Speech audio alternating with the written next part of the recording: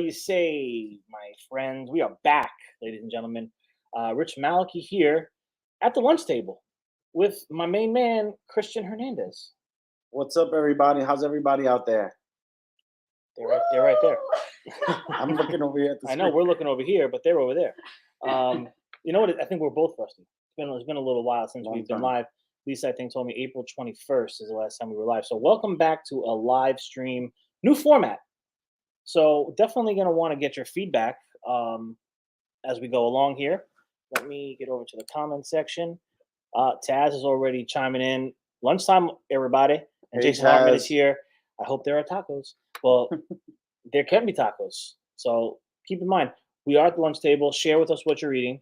And we're not eating today. It's been a little bit of a crazy day. We had meetings and different things happening all day. But I do plan on bringing some lunch to the table at some point. Maybe we'll bring some tacos. And I can even do some fun reviews here while we do it. Taco Bell, you eat Taco Bell? No. We'll talk a little bit more about Christian and his eating habits as we go along. Oh, we don't want to do that. So Hernandez Happenings is here. She had eggplant. She said, "Hi, boys."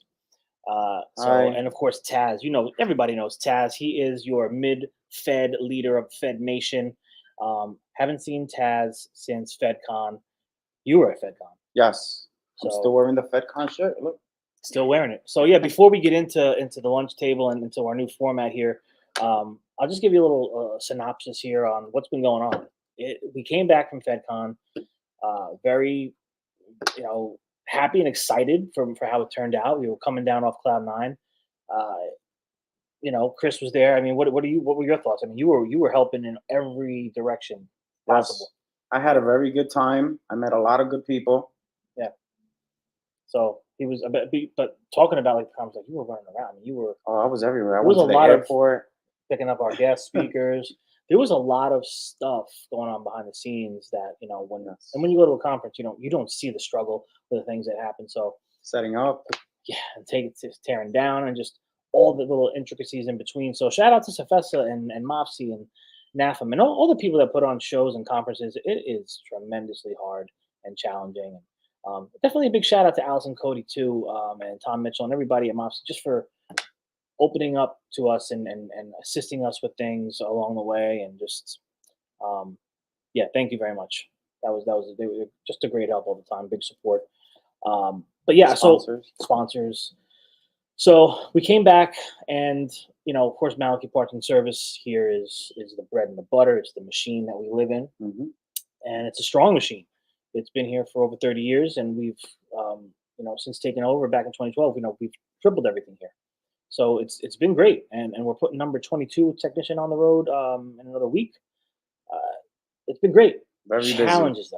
Though. The challenges, one of the things I never wanted to do is grow too fast because I would be nervous to put myself out of business when you do that. Sometimes I've seen companies, there's companies that we've seen do that. So anyway, we really had to tighten the reins here and get some things back in order. Not that I'm not trying to say it was out of order, but it was just overwhelming, and there's a lot of challenges, and I needed to take a step back in to the day-to-day to assist my team because they needed assistance from the customer base that has exploded here, which we're so grateful for the manufacturer partnerships that we've been adding more partnerships to the table. Chris is out there, he's seeing it, right? You're in the field. Yeah. You're out there as a talking about like a field manager of sorts, advisor, restaurant equipment advisor. What are you seeing stuff out there? I'm visiting hospitals, bakeries, you name it. I'm going out there. I'm everywhere, all over New Jersey. Busy. Yes, very busy. Demanding. People want now. Especially with the lead time so far out, it's very hard. Make everybody happy. It is. And just so Taz, Taz had a light lunch of corporate financials followed by dessert of It's All Your Fault. I feel you. I feel you, buddy. Hey, Jay Maiden, keep building that awesome team. Jay, we are trying. Yes.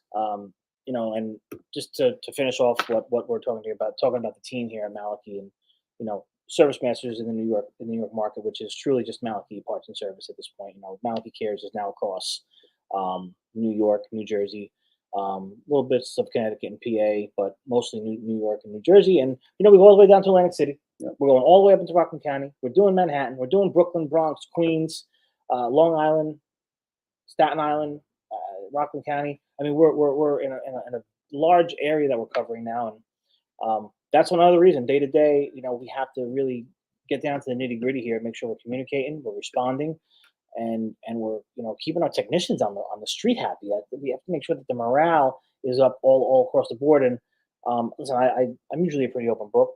I'm not saying I feel the best about where we are right now, as a leader or a CEO or whatever you want to call me. And that's why you really haven't seen me. I needed to do some things here and get things on track. We're nowhere near where we need to be. But talking with Lisa, talking with Chris, talking with people, we do have to start scheduling this thing. So I think you could look at 2 p.m. Eastern time at the lunch table with Hirsch Malachy and a guest until we decide to change this format. Mm-hmm.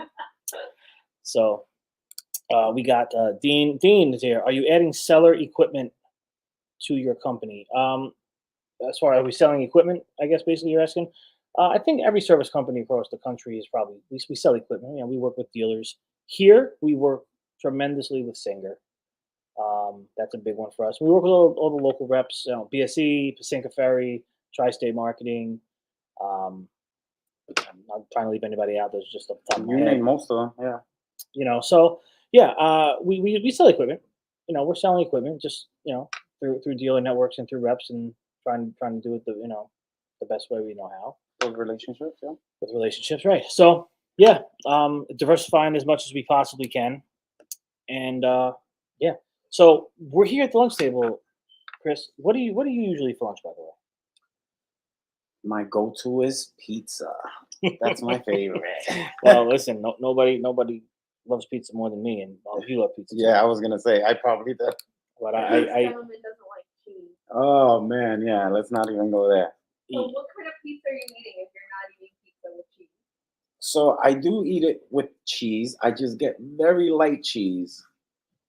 I don't like all the grease, and I'm more of a sauce guy. So. But the greasy cheese is the best part. Maybe for everybody else, not for me. Yeah, no, I mean, I need just a regular cheese pie. Listen, truth be told, we're messing around with HelloFresh, but after I ate HelloFresh last night, I was done at 6:00, and I got hungry again, and I had to get a personal pie from the word. Oh yeah. I can't help it. I need the pizza. So we're on fermag.com.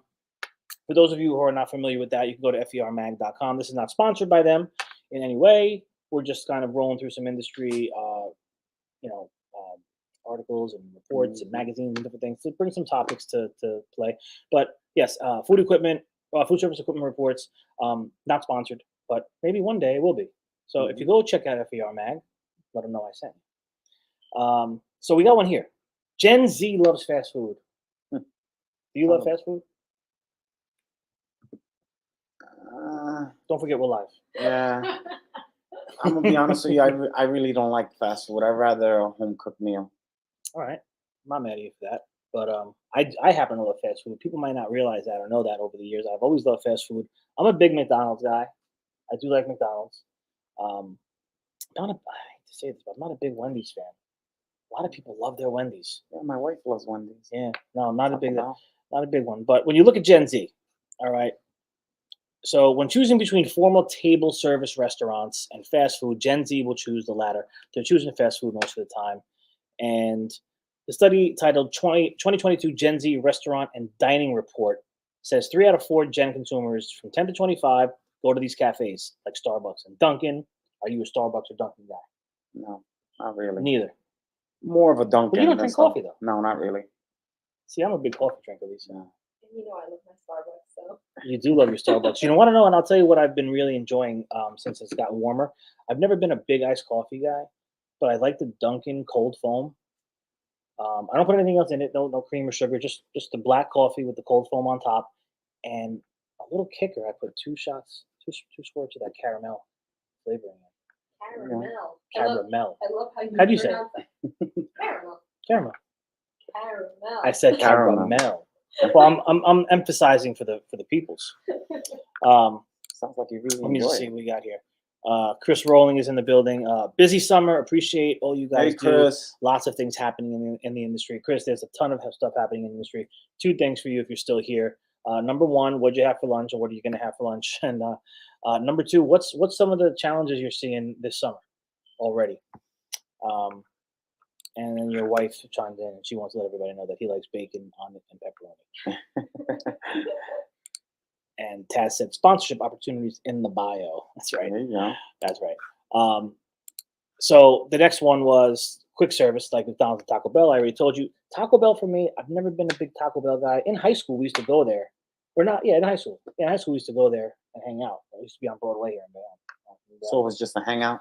Yeah, well, we hung out there. We would get like a Dorito, taco or a burrito. I think we had the Dorito ones. They probably had something like Yeah. that. They have the Dorito ones now. Oh They yeah. have now.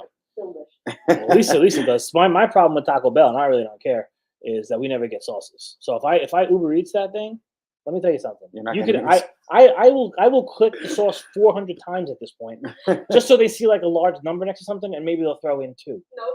You get none.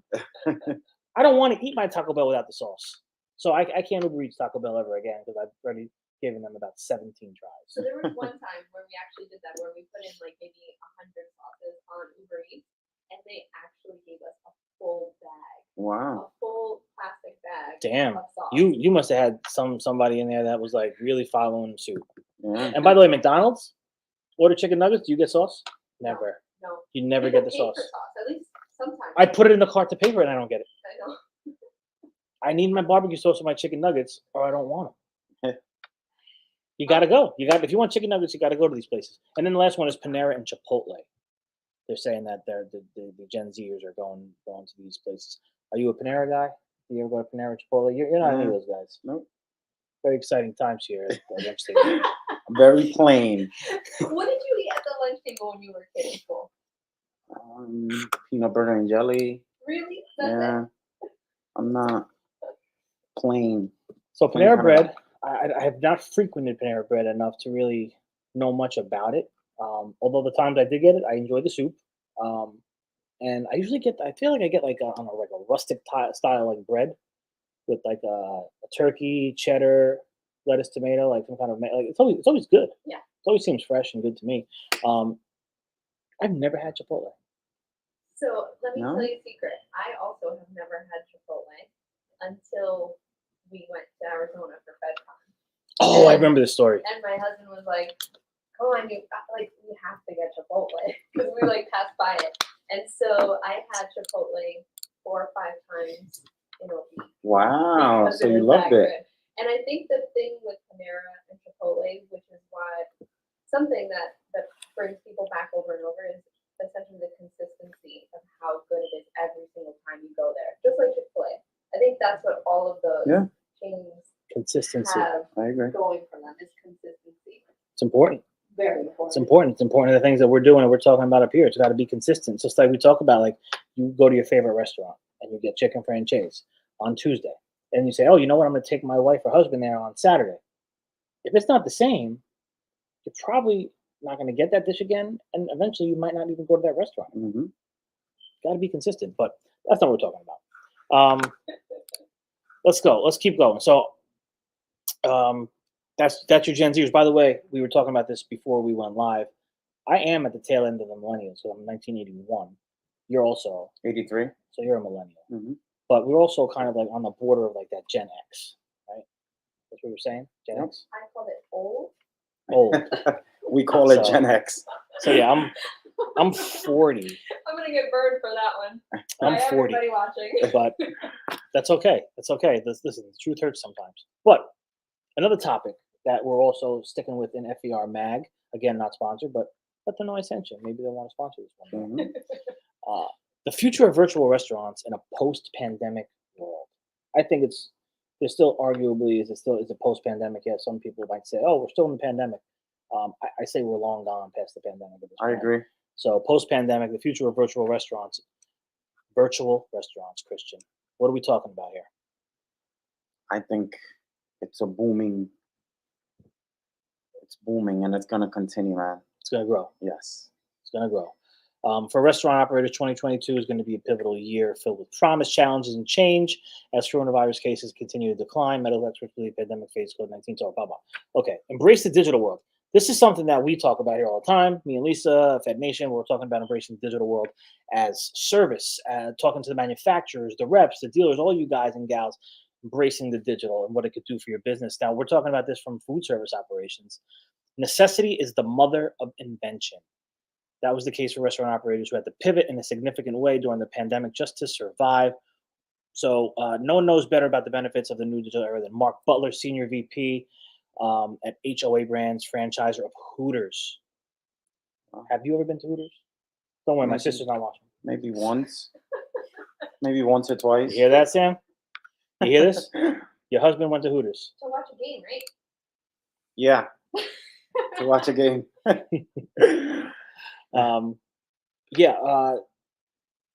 think I went on our first date to Hooters like 12 years ago. Stop. On a Super Bowl Sunday. Nice. I did. I ended up being with her for a year Wow. of my life. Okay. Yeah. How do you like that? Hooters brought us together. By the way, Jason Hartman said today's lunch was homemade ramen with veggies. I love ramen these days.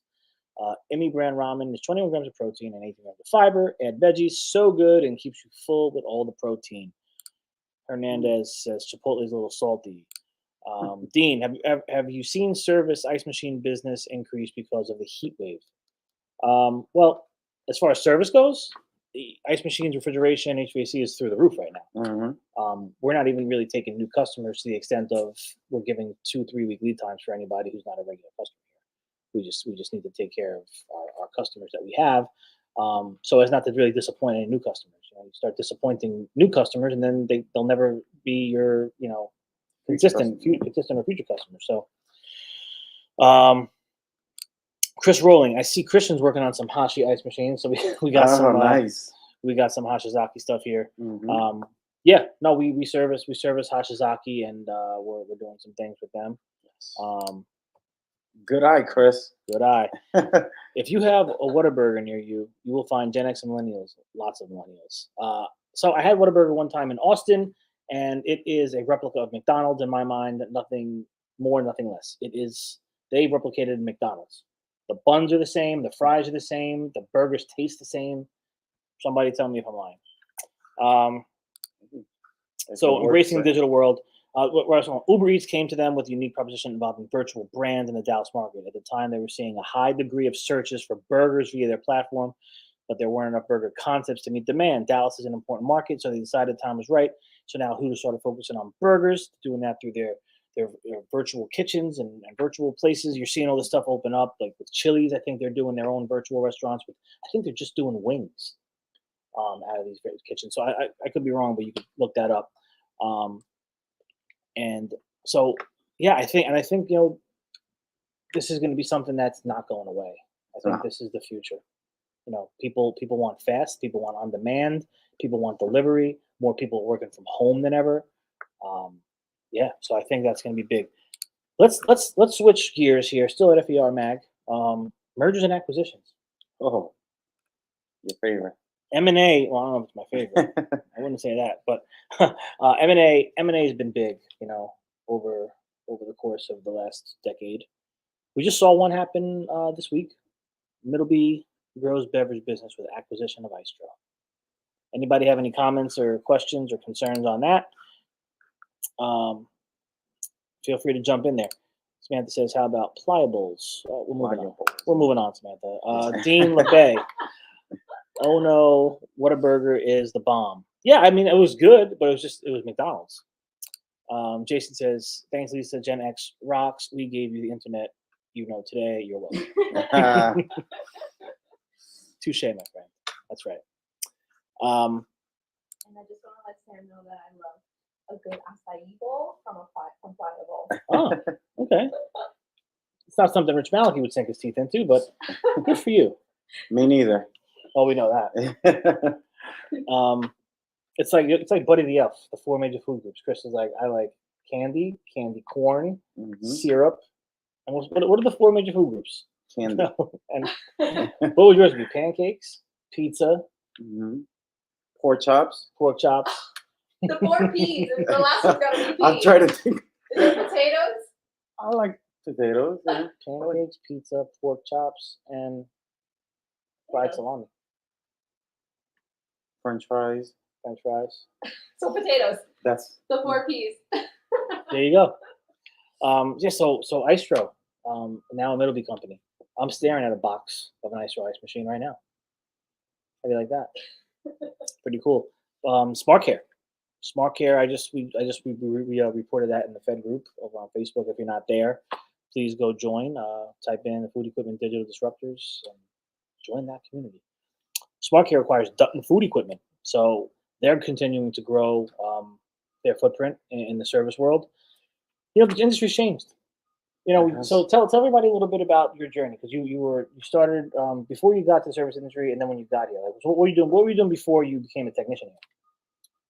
I was a truck driver. About doing I used to transport hazardous material in the tri-state area. It was, I liked it. It was just, I got bored of just sitting in a seat, driving from A to B, sometimes hours, sometimes a day. Yeah. You know, it's just the mundane thing wasn't for you. You Mhm. needed something a little I more. have So to. when you got here to become a technician, tell everybody a little bit about your journey through. Anything you can think of. So I came over to Malachy. Rich's dad actually kept asking me to come over here. And I finally said, you know what? I'll give it a shot. I'm good with my hands. I was with other technicians for about 6 months to a year. And I quickly went into my own van. And, you know, like I said, I was good with my hands. So it wasn't that hard to figure out meters and stuff like that. Yep. And I did it for what, 5-6 years? Yeah. And where are you now? I'm right here with Rich, That's right. the equipment advisor. That's it. Yeah, and now we're here doing some different things. Where you know, but when you look at the M&A and the merger and acquisitions and how it's affecting the industry, I question the people, the comments here. How do you see mergers and acquisitions affecting the state of the industry? I'll say, you know, people call me when different things happen. I guess because I'm so vocal online, you know, obviously people reach out to me and ask me for different things. They want, listen, these are my opinions, right or wrong, I don't know, but Mhm.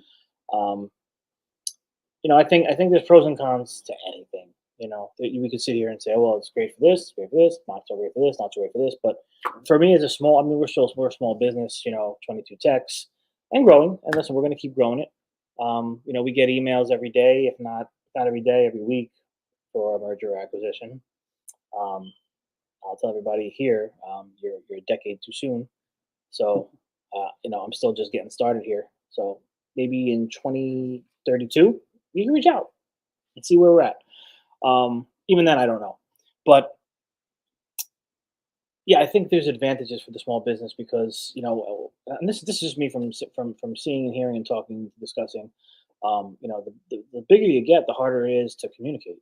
You know, Yes. it's hard to communicate as a small business. You know, guys on the vans, you know, these guys feel like they're on an island. You know, where's the culture go? I don't know. I'm not running a big company. I don't know. I just know from our standpoint, it's hard for us to have that culture drip down into these vans on a daily basis and have these guys feel that culture that I want them to feel, the culture of good that Ryan McCarty talks about, the culture of people. You know, I don't think I've done a great job, honestly. If I'm being super honest, I don't think I've done a great job in my own company. I may have done a greater job, right, Lisa, externally, of people feeling the love and the passion and that stuff. And so I'm trying to figure out. That's another thing. I'm here. But we learn My from day-to-day. mistakes, right? We do. We learn from mistakes. We do. Learn from mistakes, and hopefully we don't make the same mistakes twice. Yeah. But yeah, it's you know, we have the advantages as far as moving fast, making quick decisions, communicating, response times, different things of that nature. So I think there's some upside to it. But when you look at the industry, it's changing. I mean, there's bigger guys getting bigger. I mean, the parts distribution, equipment, it's all consolidating little by little by little. And you know, I don't know what this industry is going to look like in 10 years. I don't know if I'm going to be happy about it or sad about it. I don't know. this industry has given me my life. So I feel a responsibility to talk about it and to let people know that there's massive opportunity here. I feel a responsibility to my employees, again, the industry, to my team, to do the right thing every day as much as I can possible. And like I said, 10 years from now, who knows where we'll be? There's a lot of stuff that's happening at crazy speeds right now. Chris Rowling, Istro has been the best kept secret, no longer. I hope they keep the grassroots plan and reward the service companies. Chris, you said it. I'm glad you did. We were looking. Istro was definitely something on our board here. Yes. Now we'll have to see how things begin to develop, because there's going to be changes. I mean, obviously, and we'll see. We'll continue to pivot. I just posted the other day. We have to be able to adapt. Yeah. It's about adapting to change. If you don't adapt to change, you're going to get swallowed up. So we'll see. Doesn't take away the fact that Istro was a quality machine. We've still, we've got a couple here in the market, and it's been good. So we'll see what happens. I'll get this banner down. Here we go. Any other mergers and acquisition here to make note of? I don't know. BBC Distributing acquires Bushong restaurant equipment. I'm not even familiar with that. Maybe somebody is. So let's see. So Culinary Depot acquires Restaurant Warehouse. So we know Culinary Depot. Yes. Restaurant Warehouse? Is that in Newark? So Spring Valley, New York-based Culinary Depot expands its footprint in the Southeast with the acquisition of Restaurant Warehouse, a Florida-based food service equipment and supplies dealership. So the Florida market's an ever-expanding market. Florida's a big market. Definitely is. We actually dabbled in Tampa once upon a time 10 years ago. I moved my sister there. Well, she moved herself there. I moved her back. Yep, I remember. So if she's still watching, you're welcome again, because I broke my back. I was dragging furniture down a block in 115-degree heat by myself into a U-Haul because her back went out in the first 3 minutes of us moving stuff. How convenient. Convenient. So she's laying on the floor crying, and then it was time to go, and miraculously she was better. You see? Anyway, that's the last time I had Moe's Southwest talking about fast food and stuff like that. That was the last time. That was the last time. Wow. There's no Moe's around me. There's Moe's around. They're very good. I loved it. I really did. It was very good when I had it. I was so hungry that day. Anyway. So, okay, so there's another one. Someone named You should probably look into Florida again, maybe in the near future. You never know. Yeah. You never know. Adrian is here, and they said hello. Like, that's right, Lisa. Hello, Adrian. Hello, Adrian. Is that Rocky's wife? Adrian. Adrian, we did it. We did it, Adrian. You're a bum, Rock. All right. We'll keep it moving. What's the next thing on the list here? We're talking 2022 state of the food service industry.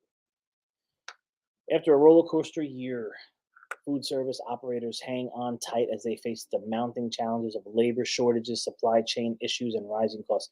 Let's talk about labor shortages, because obviously we're feeling it in the service side. Mm-hmm. Everyone's feeling it across the board, I think. But we were just talking about this before we started. Yeah. Lisa, right? Nobody wants to work at restaurants. Nobody wants to work at restaurants. You And go. Lisa's comment actually goes into this as well. Perfect. I'll bring it up. But before I read that from Jason,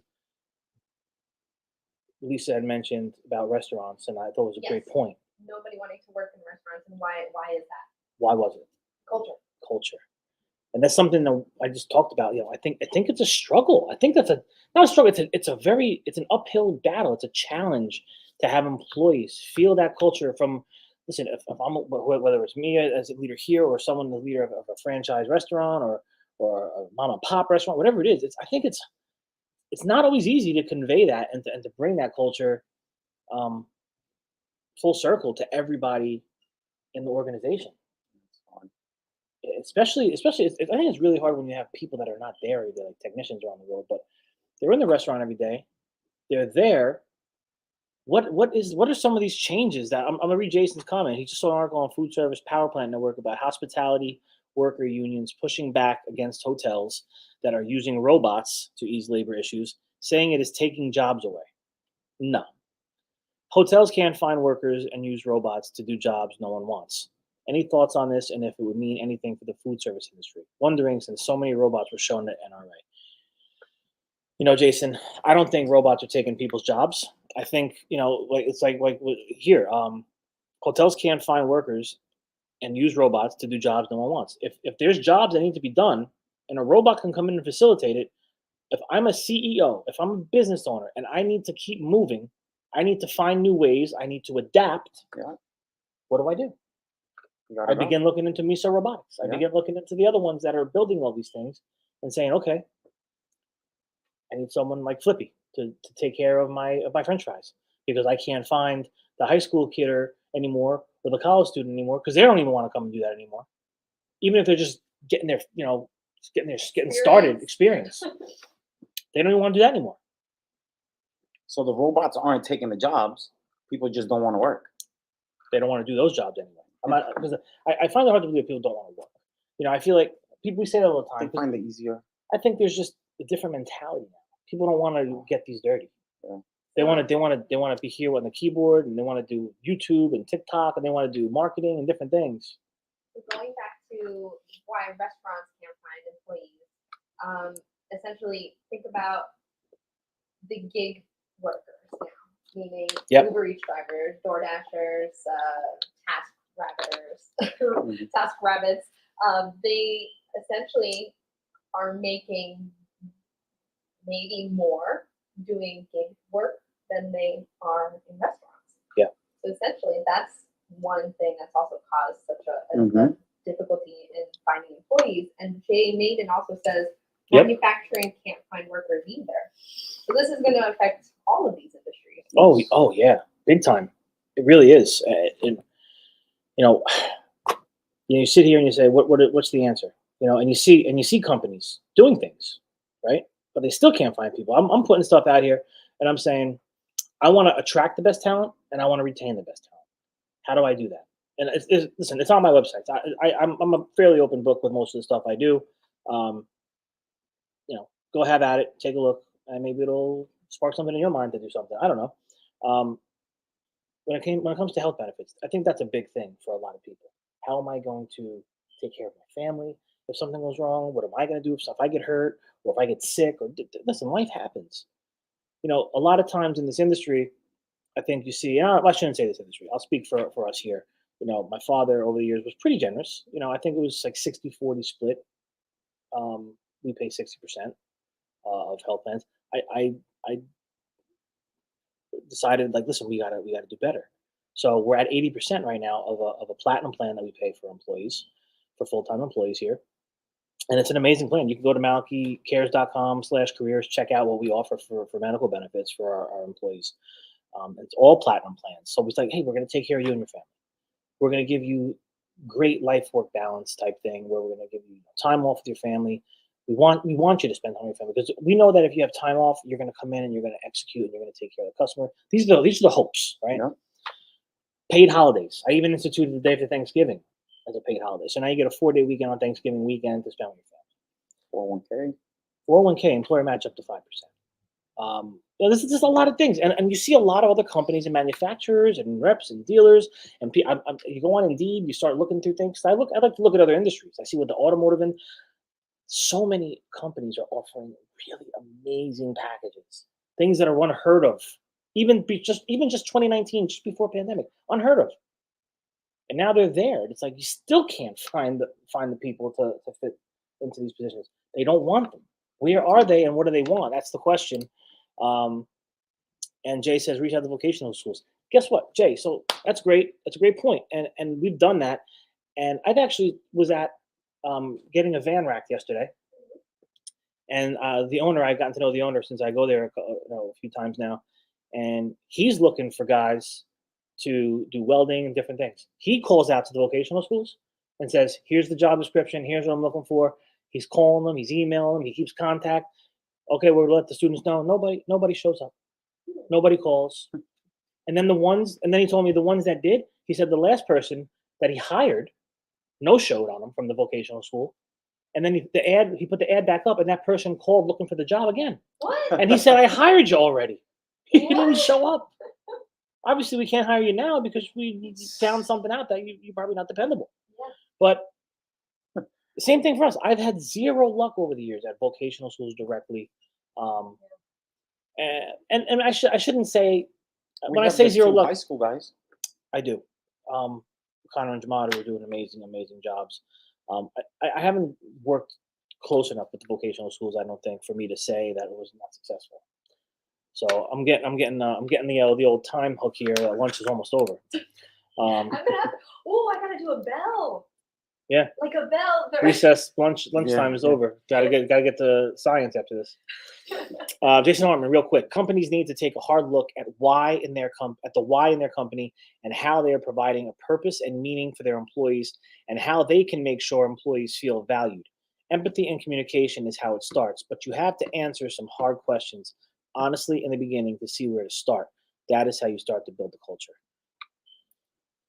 Jason's always coming through with some really good stuff. King comment. He is king comment. Yeah, communication and empathy, and and I feel like I really do a really poor job in a lot of places. I do. I want to admit that. I feel like my empathy level is probably through the roof, and it might be also one of my downfalls because when you're too empathetic, you have the ability to be walked on. So, it's tough. There's fine lines. And it's tough, Jason. It's tough, and I think we're gonna hear as a company, and different companies that are watching. We'll all find our groove. We'll all find our thing. This is a learning, like I said, learning Eventually, curve, and all that stuff. So we did have some other stuff to talk about, but I'll end it there. Flavor of the week, though, Lisa. I can end on the flavor of the week. What is the flavor of the week? And also, I must point out that I did not put in the outro.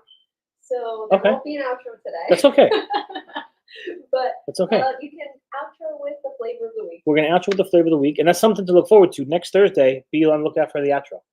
Okay, so who's going to go live with me next Thursday if you're not here? Oh, son of a! I'm going to be on we'll figure it little vacay. Yeah. For the next one. I didn't know about it until right now. Can I do it? Can I do it from where I am? Yeah, of course. Ooh. Can you? Why not? So Thursday, 2 o'clock. You sure you won't be 2 o'clock? Parasailing or No, it's not even that. It's the traveling by the time I get to the hotel. I'll see. I'll let you know. All right. If not, we'll figure something out. Taz will go live with me. We'll figure something out if I can't do it. Okay. Flavor of the week. When we talk about flavor of the week, we're talking about like a meal or. I don't know. I guess make it whatever you want. Meal, something you had that was delicious. You go to all these places. I'm just gonna steal, like, for me, flavor of the week is breakfast because I just eat a lot of breakfast, and it probably could be the flavor of the week for me every week because I eat tons. I love eggs. I love anything. I just before I came down here, I had an egg white omelet with feta and spinach. It was amazing. So flavor of the week is what's your favorite breakfast? Feel free to jump in the comments. And that's it. Lisa? Yes. For Lisa, for myself, for Christian, thanks for joining us at the lunch table. And I guess we'll see you on the next one. See you next week. Thanks, everybody. Bye, everyone. Bye. Stay well.